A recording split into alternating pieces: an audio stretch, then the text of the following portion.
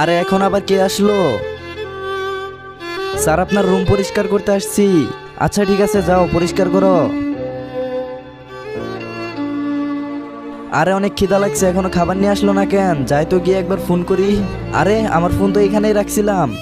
আরে ওই এইদিকে আয়।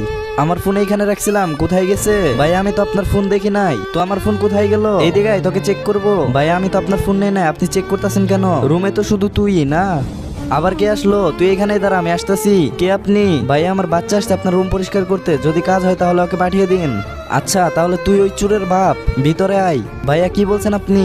দেখ তোর ছেলে আমার ফোন চুরি করেছে, বল আমার ফোন কোথায় বল। আরে স্যার আমার বাচ্চাকে মারছেন কেন? আমার বাচ্চার উপর আমার পুরো বিশ্বাস আছে, ও ফোন চুরি করেনি। তারপর যা হয় তা দেখার আগে তোমাকে যদি বলা হয় 1 কোটি টাকা নেবে নাকি তোমার মাকে নেবে, আমার মতো তোমার উত্তর যদি মা হয় তাহলে ভিডিওতে একটা লাইক দিয়ে চ্যানেলটা সাবস্ক্রাইব করে দিও, আর তোমার সুন্দর নামটি কমেন্টে লিখে যেও। আরে আরো কি হয়েছে? ভাই দেখ না, এই বাচ্চাটি আমার ফোন চুরি করছে। আরে ভাই তোর ফোন তো আমি ভুলে নিয়ে গেছিলাম। স্যার আমি আমার বাচ্চাকে সবকিছু শিখাইছি কিন্তু চুরি করা শিখাইনি।